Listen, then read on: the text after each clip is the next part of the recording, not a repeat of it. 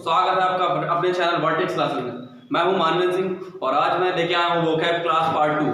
तो जैसा कि मैंने आपसे बोला था कि मैं आपको वोकैब सिखाऊंगा एक नए वे में, जिसमें कि सारे डिफरेंसेस बताएंगे। सिनोनिम्स को याद कराना कोई बड़ी बात नहीं है, बट क्या है कि सिनोनिम्स भी जानना होगा हमें, उनके डिफरेंसेस की कैसे कैसे यूज होना है, ताकि हमें आगे cloze test, single fillers, double fillers में बहुत ज्यादा मदद मिलेगी। वो एग्जाम चाहे किसी भी लेवल का हो, डिफेंस लेवल का हो या फिर एसएससी लेवल का हो, हम लोगों को बहुत फायदा मिलेगा इससे। तो हम लोग आज पढ़ेंगे दो वर्ड्स, जिसमें कि पहला वर्ड है to move one place to another place, एक जगह से दूसरी स्थान, एक स्थान से दूसरे स्थान में घूमना। तो आज हम लोग पढ़ने जा रहे हैं ये वर्ड, तो देखते एंजॉय करिए। पहला वर्ड इटिनरेंट। इटिनरेंट का मतलब होता है कि काम की तलाश में एक जगह से दूसरे स्थान पर घूमना। तो फॉर वर्क।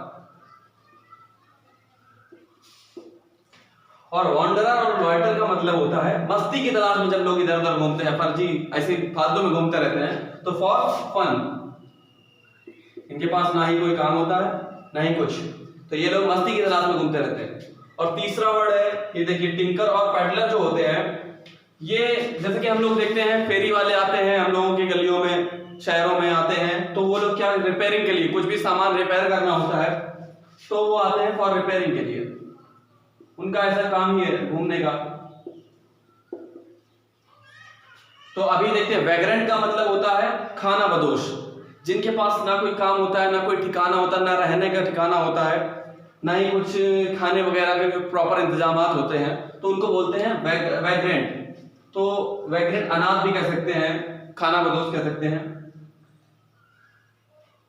तो अभी इमिग्रेंट का मतलब होता है जब किसी भी देश में कोई व्यक्ति आता है, जैसे कि मान लीजिए मैं किसी भी पर्टिकुलर कंट्री की बात नहीं है, जैसे कि मैं इंडिया में हूं, तो मैं अगर बाहर से कहीं इंडिया में रहने आ रहा हूं, तो इंडिया के लिए मैं होऊंगा इमिग्रेंट। किसी देश में आके बसना इमिग्रेंट, और किसी देश से जाके बसना, तो इसका मतलब होता है इमिग्रेंट, ये नीचे वाला ही।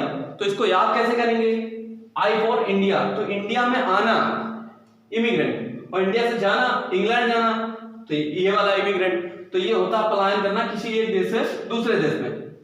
तो जब जिस देश में आएंगे तो उसके लिए हम होंगे इमिग्रेंट, और जिस देश से जाएंगे उसके लिए होंगे ये वाला इमिग्रेंट, पलायन करना।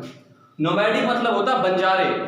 आप एक जाति सुनी होगी बंजारे, तो वो बंजारे जो होते हैं वो कहीं भी थोड़े दिन के लिए, फॉर अ शॉर्ट वाइल, वो लोग स्टे करते हैं। For a short while stay, बहुत ही थोड़े समय के लिए वो लोग स्टे करते हैं। माइग्रेंट का मतलब समझते हैं आप, पलायन करना। जैसा कि आज आप लोग देख रहे हैं इस कोरोना काल में काफी सारे मजदूर पलायन कर रहे हैं, तो उसके लिए माइग्रेंट वर्ड यूज करते हैं। अगला वर्ड देखते हैं आज डेड बॉडी का। तो डेड बॉडी समझते हैं कौन कौन किस प्रकार की डेड बॉडी। कारकेस का मतलब होता है एनिमल्स की डेड बॉडी, और कैरी ऑन का मतलब होता है, एक तो बोलते हैं सड़ी हुई जो लाश होती है, या फिर सड़ा हुआ जो मांस होता है उसको बोलते हैं कैरी ऑन। और कॉर्पस का मतलब होता है जो ह्यूमन बीइंग की डेड बॉडी होती है। ह्यूमन बीइंग की डेड बॉडी। कॉर्पस का मतलब होता है, कॉर्पस का मतलब, इस कॉर्पस का मतलब होता है कलेक्शन ऑफ पोएम्स भी होता है। सब फर्स्ट ऑफ ऑल एक साहित्यिक जो रचनाओं का जो एक समागम होता है उसको बोलते हैं कॉर्पस। और इसमें क्या होता है, एक डेड बॉडी के रूप में जब हम लोग यूज करते हैं, तो ये एनिमल्स या फिर ह्यूमन बीइंग्स में से किसी भी की डेड बॉडी के रूप में ये हम लोग कंसीडर कर सकते हैं। कैडावर का मतलब वो होता है जिस जो है ऐसी लाश जिस पे हम लोग, जिस ऐसी डेड बॉडी जिस पे डॉक्टर वगैरह सीखते हैं, जैसे कि कुछ भी एक्सपेरिमेंट करना होता है तो वो कैडावर बोलते हैं उसको। म्यूटिलेटेड का मतलब होता है क्षति विक्षत लाश, जैसा कि कभी एक्सीडेंट वगैरह में जो क्षति विक्षत हो जाती है, जब बहुत सारे रेप वगैरह कोई कर देता है, तो बहुत सारी स्पॉइल्ड डेड बॉडी, तो बहुत सारे चाकू वगैरह लग मार दिए जाते हैं, स्पॉइल्ड डेड बॉडी।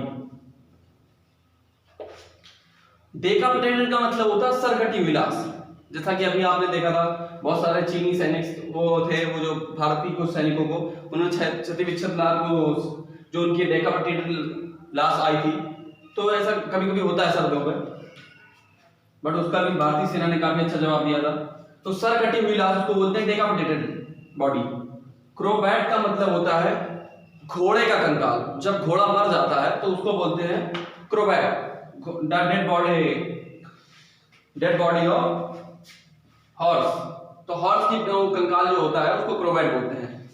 तो आज अपने लोगों ने सीखे दो वर्ड्स, इनके का डिफरेंसेस कैसे कैसे यूज होंगे। तो साथियों ये था वोकैब का पार्ट 2। जिन्होंने अगर वीडियो अच्छा लगा हो तो चैनल को सब्सक्राइब करें और अपने फ्रेंड्स में शेयर करें ताकि वो भी इस नॉलेज का फायदा उठा सकें। जय हिंद दोस्तों।